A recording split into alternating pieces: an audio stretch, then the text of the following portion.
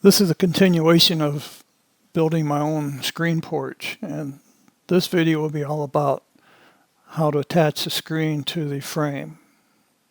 The two upper screen panels in this picture have already been done, and you'll notice there are no puckers. This system works quite well. So let's deal with this panel right here. First of all, let's talk about the theory of hanging the screen properly.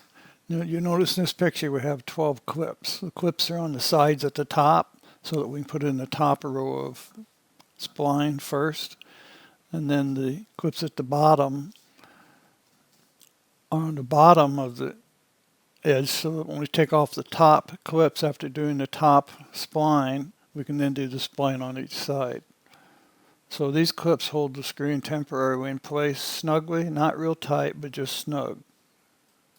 And you never want the clips in the channel that you're trying to put the spline into, because they will cause puckers.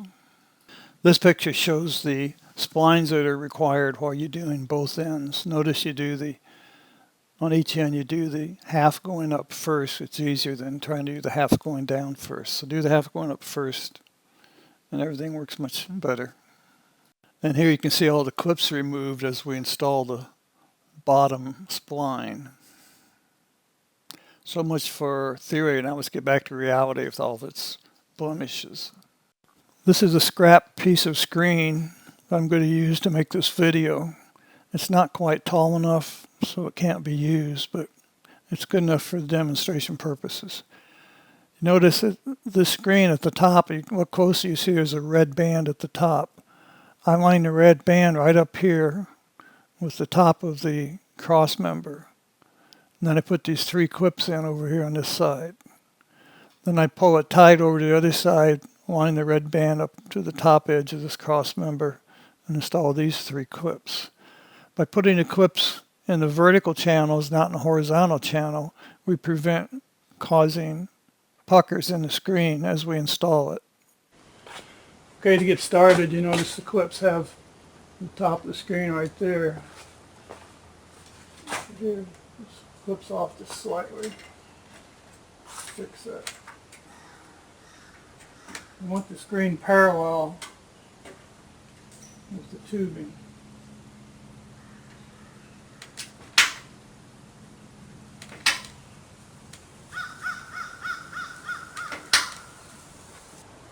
Okay, we always want to start in the middle, so we'll approximate the middle here so we have enough to get to the end.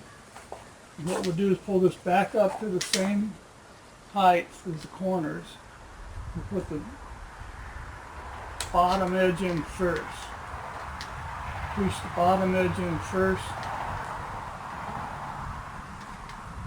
And then take the wheel. Second, I'll show you. So I'm pushing it in with the wheel, and while I'm holding this up to where it should be, it's going to come out square.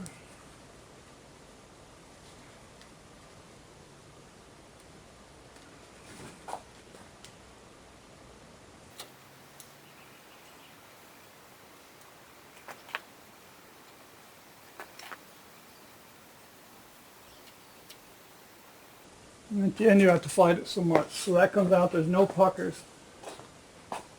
This is much less material than this. So when you push the screen into the groove, it tends to pull this down more than it pulls that up. That's why you have to come out here, stretch the spline a little bit, hold it up to the mark where it should be, and then roll towards it. That prevents that pucker from occurring right here. So you finish this row, and then the next step is to go down here and do one of the sides. So now we just rinse and repeat until we finish all 4 sides. The spline is installed all the way around, and now you trim the corners and then trim the screen.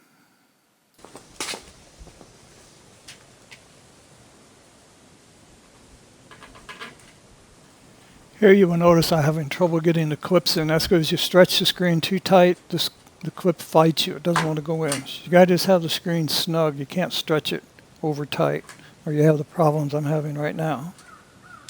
If you ever have to remove the roll, you just pull down towards the screen. If you pull up, it's going to bind, it won't come out. Pull down, it comes out a lot easier. Once it's been in there for a couple hours, it's really hard to get out, even pulling down. Here's a close-up of installing the screen into the groove.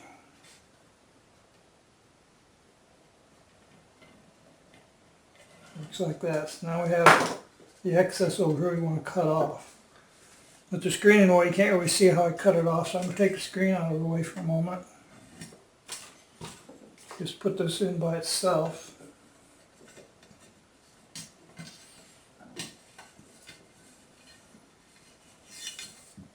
What I want to demonstrate is how we do this. We don't cut the screen by going, first of all, you want to do it on the outside edge, which is the middle of the tubing. So you don't go vertical like this, you go more horizontal.